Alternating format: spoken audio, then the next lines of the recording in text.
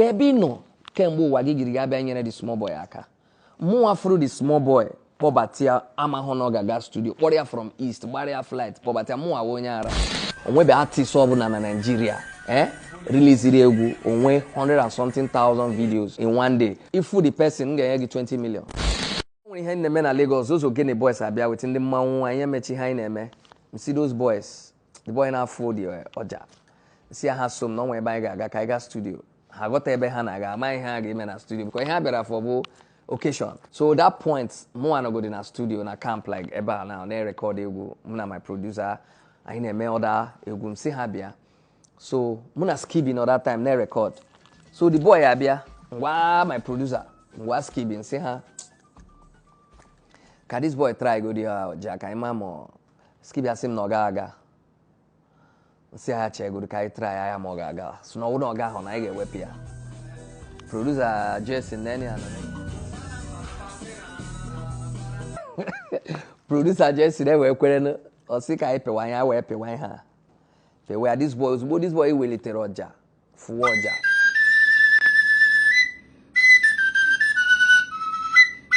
Goosebumps, apato yawo everybody. All from Amtiba Kwasef.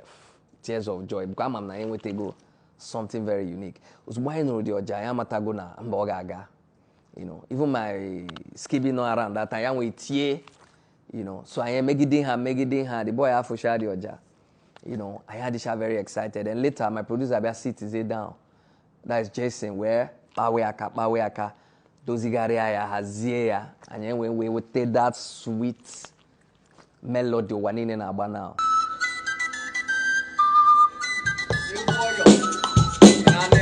Mama, so we had a mistake. I just try or walk or no, like I'm saying. Or in here Batagodrom no before since 2018. KKGC Buba, high life music, that Igbo rhythm. That is now, it's not just Igbo for me. It's African music. It's like African sound.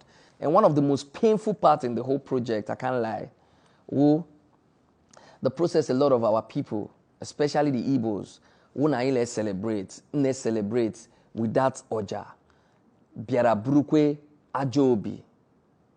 Now try, it bring down in Haineme. Ba ibidi pomafa na muzuru di Oja boy na no mchohi help ya mchohi nyeri aka na oda onye biari furu Oja ego sige kwa ya na ihe biari furu Oja ikwuri ya times 3 or times 4 ama mi ihe ozi ga emere ya o ma hogodi na ọ ga-aba studio ni owo yourself furu Oja so idea we go have idea ya now a lot of plans I made the boy nkwara suit Oja na ezigbo Chinese restaurant self anyị ni celebrate I'm adjusting the producer aincha you know ụmụnne anyị no outside amaghị ihe na-aga na amaghị the process he brew the matter n'isi you know if you comment ha na-ede nga sit down nchọghị nyere the small boy aka kebi no kemgbe ụwa gị giri ga-abịa nyere the small boy aka mụnwa furu the small boy poverty amaghị na ọ gaga studio warrior from east warrior flight poverty mụnwa onye ara Ifeed and Amchoria. So most of our brothers and sisters are just always gullible and always very ready. It bring umunneha down by themselves. It's high time now you could say ha in a you understand? But somebody like me, I want you get me because more about old soldier never die. More actually in hineku. You have been in the Kubasage. Also get there from now to Sokoto Nkaho Basage more. I want one on a mother. And I'm well. So but advice come in the buying because that thing will mostly in the buying. How many people block on Instagram because of Ajoku Haneku? Over 2,000 people. They put on my page. The people in our barog are not complaining. They are okay. Had the busy now guy everywhere show. That gift in your godri already of associating with my family, my brand, my label has opened doors for them.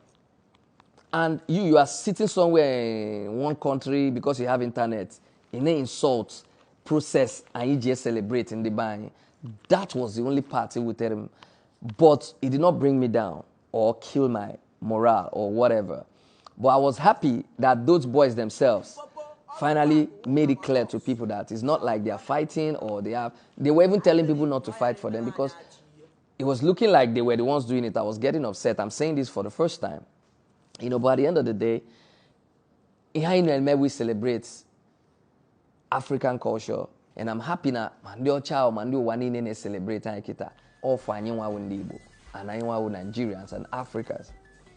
So that was the only point. I feel like hi makwara nkarimoto I'm cheweze, but him nationalism to me was not the right thing because people were trying to make me think what I did was wrong. No, what I did was right. At the point in the Madine Kuda thing, I gave them one show for the project. Already now see, hey, nah, nkari bro the boy na gebe. Pure agawebe. She seemed he would have been taking the boy along. Take him to where? To my bedroom. No, I will take him and carry all my family, my children, give to him. So didn't very careful. Maybe, obi ndi mada ni hai neme. Onwo ye neme. Onwo no wendi nenyere mada aka na Nigeria. Before he got go 5, he got go KC and E-money. Oge ndi mada neku na ina. I try to rape the boy. For now, I've been a big boy for over how many decades? I've been a celebrity for over how many decades?